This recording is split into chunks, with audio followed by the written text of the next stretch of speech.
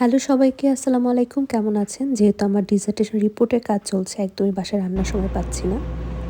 So সেদিন বাসার কাছে পিজ্জা শপে চলে গেলাম রাতে ডিনারের ব্যবস্থা করার জন্য। বের হয়ে দেখলাম রাস্তায় কনস্ট্রাকশনের কাজ চলছে। প্রায় অনেকগুলো মানুষ মিলেই কাজ করছে। এই দেশের সিস্টেম হচ্ছে রাত করে তারা এই ধরনের কাজগুলো করে। দিনের বেলা কোনো রকম হ্যাসেল করে না। অর্থাৎ দেখা যায় আমার এরিয়াতে দেখাচ্ছিল রাত ৯টা থেকে সকাল ৬টা পর্যন্ত কনস্ট্রাকশনের কাজ চলবে। এই সময় সবকিছু বন্ধ। সো আমি আমার বাসার কাছে পিজ্জা শপটাতে চলে গেলাম। এটা খুবই ভালো এবং হালাল একটা শপ। আমি প্রায় এখান থেকে নিয়ে থাকি। আজকে কি যেন মনে হলো যে আমি একটু ভিডিও করি। তো আমি এখান থেকে 19 নাম্বার পিজ্জাটা সবসময় খেয়ে থাকি। চেঞ্জ করে খাই, বাট এটা আজকে নিয়েছিলাম। তো আমি কিছু ভিডিও ক্লিপ নিচ্ছিলাম। তো তারা আমার সাথে খুব আ কথা বলছিল। তারা বলছিল বাংলাদেশ থেকে এসেছি, বাঙালি নাকি? ভদ্রলোক জিজ্ঞেস করছিল। Yes. You are from Afghan? Yeah.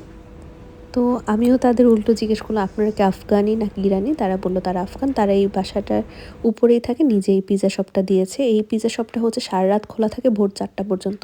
So আমি আমার জন্য একটা 8 ইঞ্চ পিজ্জা নিয়ে নিলাম, মানে আমাদের জন্য।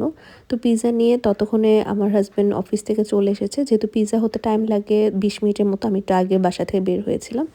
এই তো দেন আমি পিজ্জাটাকে বাসায় এনে সেদিন আমরা এত বেশি ক্ষুধার্ত ছিলাম, যেহেতু আমি সারাদিন রিপোর্টের কাজ করছিলাম। আমি ডিসার্টেশন বা রিপোর্টের কাজ করলে একদমই অন্য কোনো দিকে কনসেন্ট্রেট করতে পারি না। আমরা খুব দ্রুত খাবারটা খেয়ে শেষ করলাম। অ্যান্ড আমরা মানে মনে হয় 10 মিনিটে খাবার শেষ হয়ে গিয়েছিল, এত ভালো লেগেছে।